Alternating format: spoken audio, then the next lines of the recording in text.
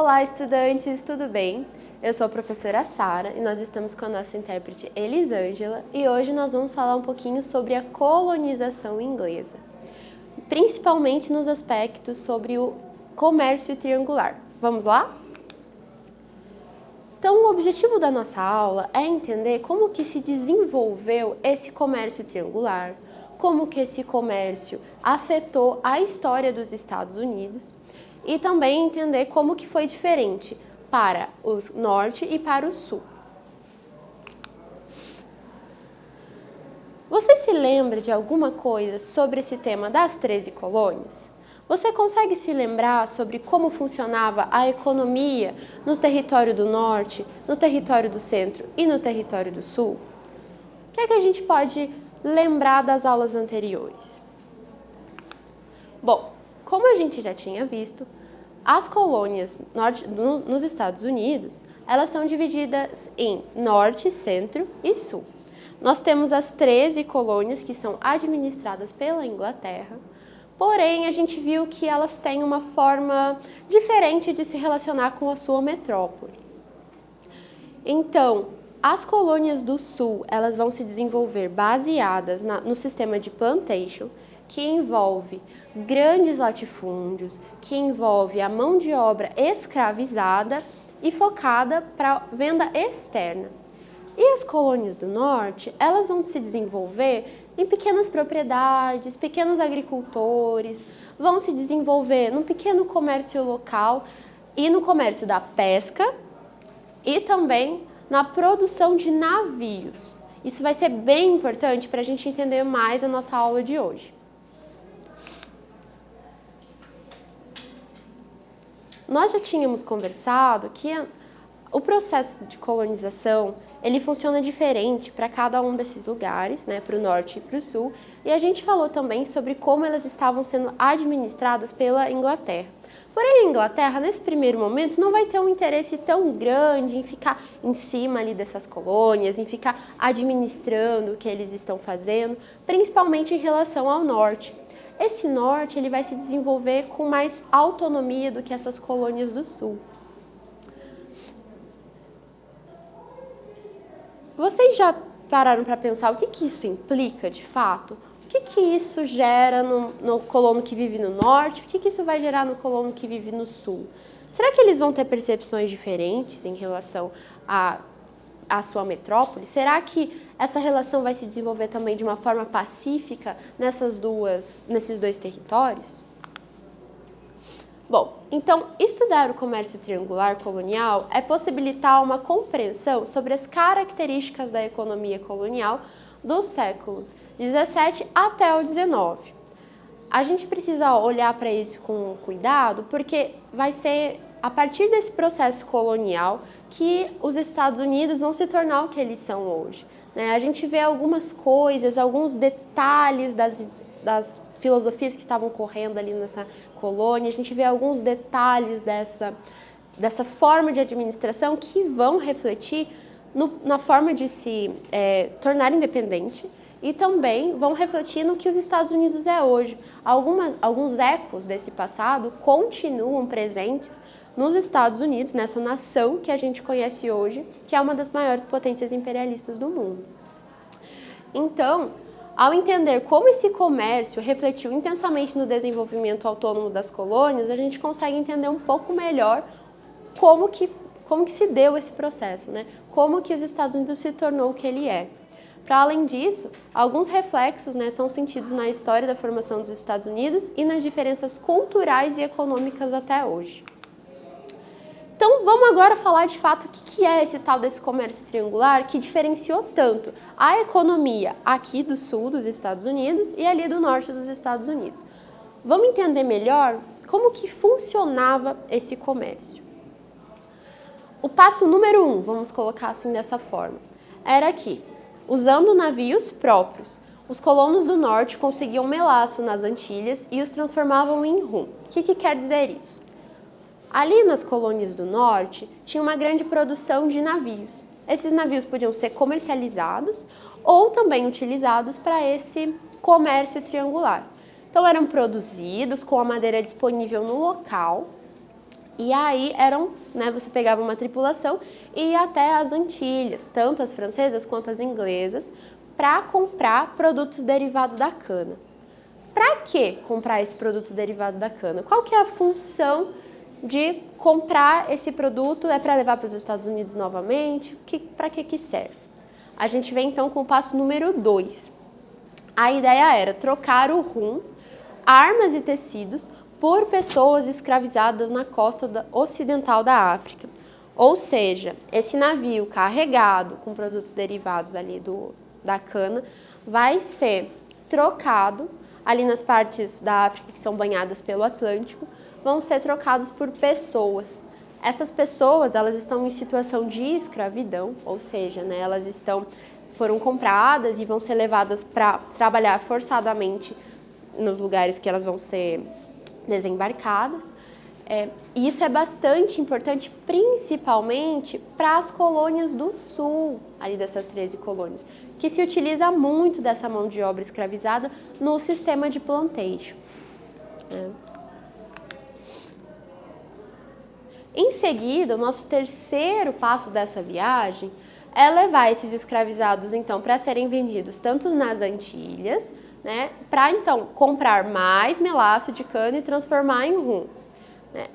Então, esses escravizados, como já tinha sido mencionado, vão ser vendidos para a produção de cana-de-açúcar, que era um mercado bastante grande, tanto nas Américas quanto na Europa. Os europeus tinham muito interesse em comprar esse açúcar. E isso acabava gerando bastante riquezas, bastante lucro para quem estava fazendo esse transporte, para quem estava fazendo esse comércio. Geralmente quem fazia eram esses colonos ali das colônias do norte. Então a gente vê que essas colônias do norte dos Estados Unidos, elas vão começar a ter uma grande autonomia e vão começar a ter bastante lucro com esse tipo de comércio. Agora vamos para uma atividade para a gente fixar melhor todo esse conteúdo, tá? Então copie e responda no seu caderno. Você considera que essa estratégia comercial favoreceu de fato a autonomia das colônias? Vou dar um tempinho para vocês responderem. Vamos lá?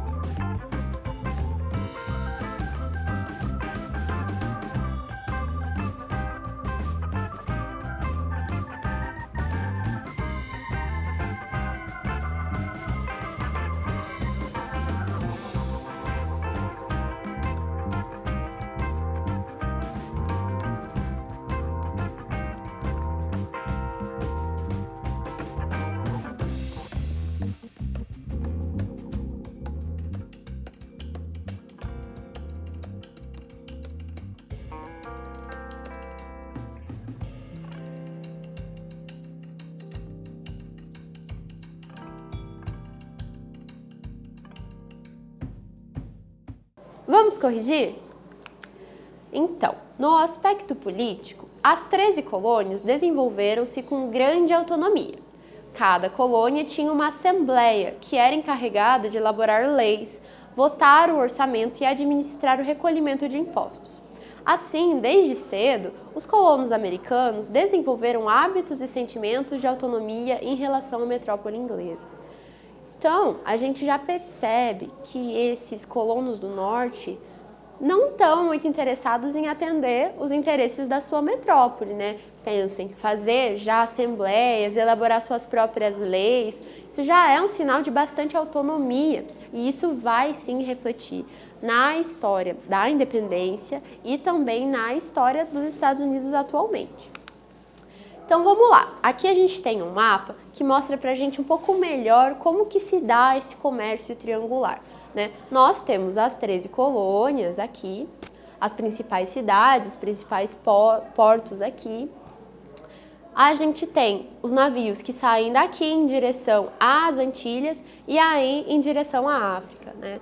Então, esse comércio ele fica conhecido como comércio triangular por conta desse formato, né? Envolve ali 3 locais diferentes do nosso globo. Envolve tanto as colônias ali nos Estados Unidos, envolve também as Antilhas e a África. Então, mais uma vez, para reforçar, para fazer um quadro mental e ficar bem claro isso que a gente está falando, na Nova Inglaterra, ou então também, né, as 13 colônias. Lá eles conseguiam os melaços das Antilhas e o transformavam em rum. Esse rum ia ser levado para a África, né, para se trocar por escravizados, e essas pessoas seriam levadas então para o continente americano, né, nesse processo que a gente chama de tráfico atlântico. Ali nas Antilhas, esses escravizados seriam vendidos, né, nessa situação bastante complicada, que foi o processo de escravidão, eles seriam vendidos, e também seria comprado mais rum, mais melaço, mais produtos derivados de cana, levado para as colônias e aí transformados novamente em rum e assim por diante, né? Então, por isso que a gente chama de comércio triangular. A gente tem a troca entre três locais e também a troca de vários produtos que são produzidos nesses locais. O comércio triangular, ele também poderia envolver a Europa, né? Principalmente a metrópole. E seria comprado nessa metrópole tecidos, produtos manufaturados que não tinha uma produção tão grande ali dentro dessas colônias, né? Porém, a gente não costuma incluir ela porque o maior fluxo de produtos acabava acontecendo ali mesmo nesses 3 locais que eu falei, né? As colônias ali da Nova Inglaterra, as Antilhas e o continente africano. Nas colônias, as dinâmicas eram regidas mais pelas leis de demanda e procura do que pelo Parlamento de Londres, tendo uma certa liberdade devido à ausência de um controle rígido da metrópole. O que isso quer dizer? Quer dizer que, diferentemente de outras colônias, como vai acontecer, por exemplo, com o Brasil, né, com a América Espanhola, a economia desse norte das 13 colônias, ela não está tão engessada, ela não está tão interessada em atender os interesses da metrópole, então da Inglaterra. E por conta de uma série de questões climáticas, por conta de uma série de questões de pouco interesse mesmo dessa metrópole em se apropriar do que era produzido ali nesse norte das colônias, esses colonos acabaram desenvolvendo muita autonomia, bastante liberdade, acabaram conseguindo enriquecer com esse comércio triangular. E isso só vai começar a incomodar de fato a Inglaterra, então incomodar de fato a metrópole, mais para frente. Mas daqui a alguns anos a gente vai começar a perceber um certo incômodo dessa Inglaterra por tamanha autonomia que essa colônia está gerando. Um outro ponto importante da gente falar desse comércio triangular é pensar a posição desses escravizados. Por quê? Porque nesse comércio, os escravizados eram parte crucial do funcionamento, né, desses escravizados que vinham ali da costa africana. Assim como no comércio ibérico, os trajetos eram severos e desumanos, geralmente com navios abarrotados de prisioneiros, com pouca comida e muitos castigos físicos. Então, foi uma realidade em toda a América, né? Seja a América que é a América Espanhola, a América Ibérica, ou essa América controlada pela Inglaterra, foi uma realidade a situação das pessoas escravizadas. Essas pessoas eram retiradas das suas terras, eram trazidas pelo Atlântico, né, para um lugar que eles não sabiam falar a língua, que eles não conheciam o território, e eram utilizados como trabalhadores. Porém, eles não eram pagos por esses trabalhos. Então, por isso a gente diz, né, que eles estavam nessa situação da escravidão. Porém, no caso da escravidão americana, né, tanto a que a gente viveu aqui no Brasil, quanto a gente vai viver ali nos Estados Unidos, nas colônias espanholas, a gente vê uma certa desumanização desse escravizado. Então, essa pessoa, ela vai meio que perder o seu status enquanto ser humano, né? E vai se tornar um objeto que pode ser comprado, que pode ser vendido, se torna um objeto de lucro, né? Tanto que esse transporte que era feito ali de África pelo Atlântico até as colônias, ele não se preocupava muito com as condições dessa pessoa, né? Acabava que faltava muita comida, eram muitas pessoas colocadas nesse navio, eles estavam sempre sujeitos a castigos físicos, né? Então é uma realidade que desumanizava esse ser, né? Coisificava, é um conceito que a gente pode acrescentar aqui, né? Ele coisificava essa pessoa, ela deixou de ser um ser humano e se torna um objeto. Esse processo foi bastante comum em toda a América, e aqui nas colônias, nas 13 colônias e principalmente nas colônias do Sul, ele é bastante importante, porque são essas pessoas que vão trabalhar nos plantations, né, para conseguir fazer a economia ali do Sul girar e mandar produtos, mandar os seus lucros para a metrópole na Inglaterra. Então agora vamos para mais uma atividade, beleza? Copie e responda em seu caderno. Quais eram os produtos comercializados de cada uma das partes envolvidas no comércio triangular? Vou dar um tempinho para vocês pensarem e a gente já volta para corrigir.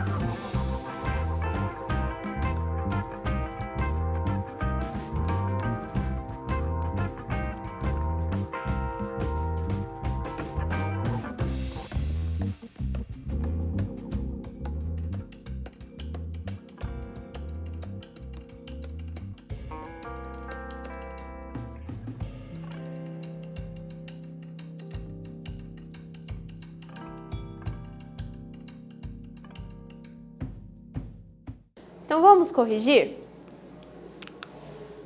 As colônias do norte exportavam bebidas e importavam escravizados e melaço. As Antilhas e colônias do sul exportavam melaço e importavam escravizados. E a costa africana exportava escravizados e importava rum. Então a gente vê 3 agentes, né? Por isso esse comércio triangular. Então vamos lá. Essas diferenças que a gente já tem comentado entre norte e sul, entre norte, centro e sul, elas vão se refletir sim na forma como se relacionam com a metrópole. Por quê? Mais uma vez, as colônias do Sul, elas estão com uma economia que ela gira para atender a metrópole, para atender o lucro dessa metrópole. Enquanto a economia do Norte está crescendo autônoma, né? Você tem esses comerciantes que estão fazendo esse comércio triangular e eles estão enriquecendo, né? Eles estão, não precisam pagar tantos impostos, a coroa não está tão preocupada em olhar para essas pessoas, então a gente vai ter sim uma diferença em como eles se relacionam, né?